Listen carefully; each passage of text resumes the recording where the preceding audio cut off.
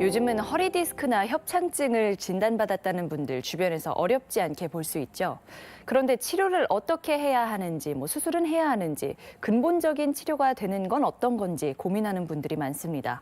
그래서 오늘 이 시간에는 서울우리의원 김정률 원장과 함께 허리 질환의 적절한 치료법에 대해 알아보겠습니다. 한 해 치료받는 디스크 환자만 200만 명을 넘어섰습니다. 국민병이라고도 불리는 허리 질환. 어떻게 해야 효과적으로 치료할 수 있을까요? 허리 질환의 적절한 치료법에 대해 통증의학과 전문의 김정률 원장과 함께 이야기 나눠봅니다.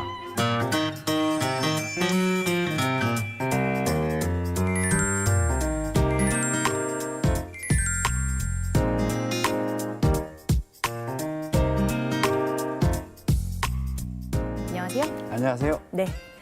일단 허리가 아파서 병원을 처음 찾는 분들은 좀 정신도 없고 할 거 아니에요? 네, 병원에 가면 무엇부터 체크하는 게 좋을까요? 환자분들이 병 때문에 이제 처음 내원하시면 불안하기도 하고요. 낯선 환경에 좀 정신없어 하시는 게 대부분입니다. 네. 근데 환자분들이 가장 귀 기울여서 정신 차려서 잘 들으셔야 될 때가 언제냐면 네. 의사들이 병명을 설명할 때입니다. 네. 저희 병원에 간혹 이런 환자분들이 오셔요. 나 다른 병원에서 엑스레이 찍었는데 협착증이래, 네. 치료해 주세요라고 하시는 분들이 있어요. 실제로 엑스레이라는 검사는 허리 안에 있는 뼈만 보이는 검사지 디스크나 신경이 보이지 않습니다. 그래서 네. 그걸로 절대로 협착증이나 디스크를 진단할 수가 없어요. 아마 다른 병원에서 이렇게 설명하셨을까요? 환자분 증상을 들어보니까 협착증 같아요. 치료해도 안 나으면 검사를 좀 더 들어가셔야 됩니다라고 하셨을 거예요. 근데 환자분은 당황하신 나머지 협착증이란 말만 기억하시고 네. 치료도 안 나오면 검사해야 된다는 말을 까먹으세요. 네. 특히 연세가 있으신 분들은 네, 더 네. 그렇습니다. 며칠 병원을 다녀보고 안 나오면 또 다른 병원 가세요. 네. 또 엑스레이 찍고 또 약 드십니다. 그래도 안 나오면 다른 병원 가서 또 엑스레이 찍으세요. 그러실 필요가 없으세요. 의사들 눈에 CT가 있는 게 아니고요. 손에 MRI가 달려있는 게 아니잖아요. 척 보고 아는 의사는 없습니다. 네. 검사를 하셔서 병명을 정확하게 아시는 것이 훨씬 더 좋습니다. 네. 그러니까 검사가 필요한 환자인데 다른 병원을 간다고 그걸 피할 수 있는 게 아니라는 거잖아요. 네네. 네. 그러면은 정확한 진단을 통해서 병명을 받은 다음에는 어떻게 하는 게 좋을까요? 검사 결과가 나오면요. 의사에게 그 검사 결과를 설명해 달라고 하셔야 돼요. 네. 이런 특별한 검사들을 하는 목적은 의사가 정확하게 병명을 확진하기 위함도 있지만 네. 의사들이 환자분들에게 설명하기 위한 도구도 이용됩니다. 그래서 이러한 검사들은 사진으로 이렇게 나오잖아요. 그래서 환자분들도 충분한 설명이 있으면 직관적으로 구별하실 수가 있어요. 네. 그래서 이렇게 병명을 정확하게 아신 다음에는 의사에게 치료 방법이나 예후에 대해서 설명을 들으셔야 됩니다. 의학은 확률입니다. 그리고 또한 병명에 따라서 치료는 다 결정되어 있는 겁니다. 어떤 환자를 이렇게 치료했을 때 몇 퍼센트 환자가 좋아지고 네. 이런 치료를 했을 때 안 좋아지면 어떤 치료를 해야 될지는 의사들 교과서에 다 정해져 있어요. 그래서 거기에 대해서 충분히 설명을 들으시면 됩니다. 네. 옛말에 이런 말도 있잖아요.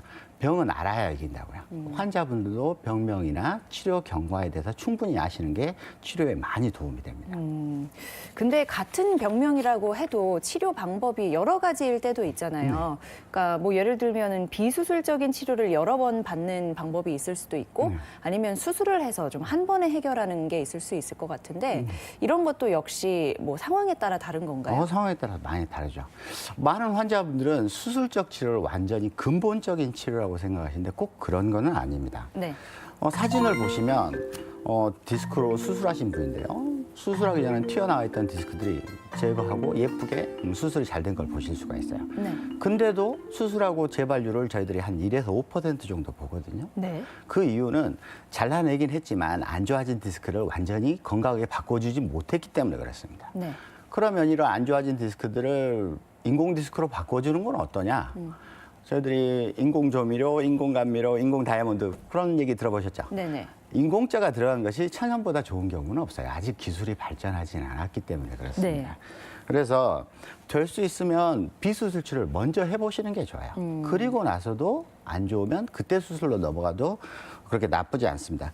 쉽게 말해서 내가 적절하게 비수술 치료를 4주 이상 받았는데도 허리가 아프고 다리가 땡겨요. 그러면 아, 내가 수술에 매우 가까워졌다 생각하셔도 크게 틀린 생각은 아니고요.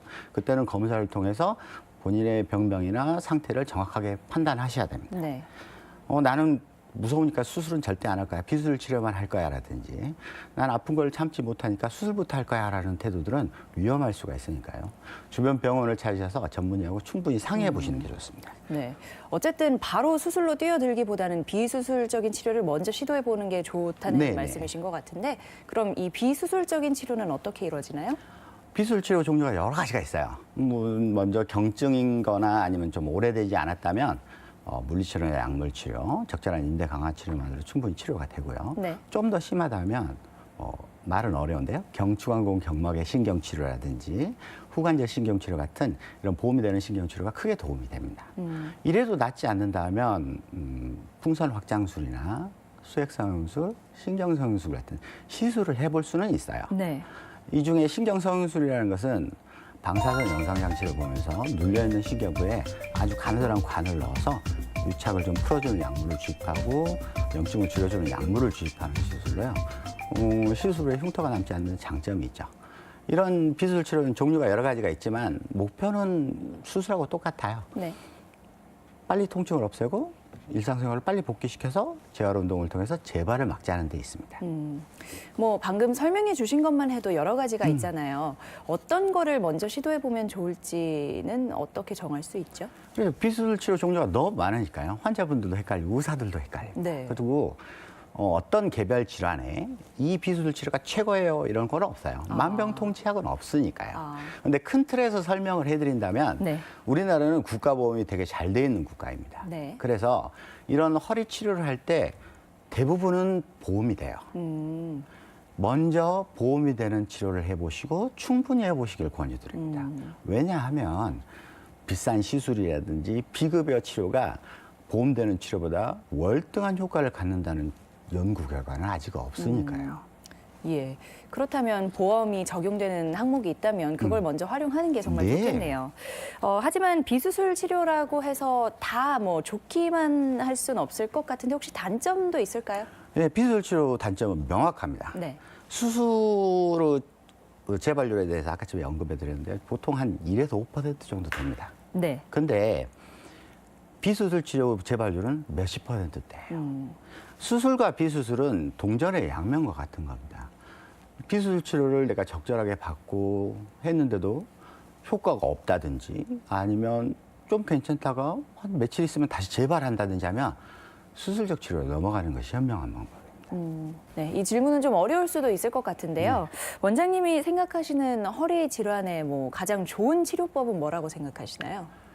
아직 의학이 완벽하지는 않기 때문에 네. 가장 좋은 치료라는 거는 완벽하고 아주 좋은 치료 그런 건 아직은 없는 것 같아요. 네. 사람 몸을 이제 타이어하고 비교해서 좀 그렇긴 합니다만은 우리가 타이어가 펑크 났을 때 두 가지 방법으로 수리를 해요. 새 타이어가 있다면 스페어 타이어로 교체하는 방법이 하나가 있고요. 펑크가 나면 펑크를 메꾸기도 합니다. 근데 펑크 난 타이어 가지고 험한 산길을 다시 달리면 펑크 나기가 쉽죠. 네. 허리 수술도 마찬가지입니다.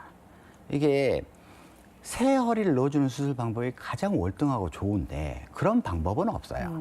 그래서 어쩔 수 없이 임시 방편으로 튀어나와 있는 디스크를 제거한다든지 좁아져 있는 데를 좀 넓혀준다든지 하는 임시 방편의 치료를 하는 거예요. 네. 그런데 이거는 시술도 마찬가지고 신경치료도 마찬가지입니다. 허리라는 거는 스페어 타이어가 없어요. 네. 부속품이 없기 때문에. 그래도 태어나면 80년 정도는 계속 쓰셔야 돼요. 그래서 험한 일을 하시거나 무거운 걸 들면 무조건 재발하니까요. 평상시에 최대한 관리해 주시고 아껴 쓰시는 게 가장 현명한 방법입니다. 네. 이 시간에는 통증의학과 전문의 김정률 원장과 허리 질환의 적절한 치료법에 대해 이야기 나눴습니다. 고맙습니다. 감사합니다. 지난해 우리나라에서 갓 태어난 아기는 평균 82.4년을 살 수 있는 것으로 예측됐습니다. 또 통계청에 따르면 지난해 60세인 남성은 82세, 여성은 87세까지 살 것으로 기대되는데요. 노년의 삶이 길어지면서 젊고 건강한 노년을 보내는 방법에 대한 관심도 늘어나고 있습니다. 건강은 건강할 때 챙기는 게 좋겠죠. 아프고 나서 치료법을 찾는 것보다는 평소 관리가 중요하다는 얘기입니다. 저는 다음 주에 다시 인사드리겠습니다. 고맙습니다.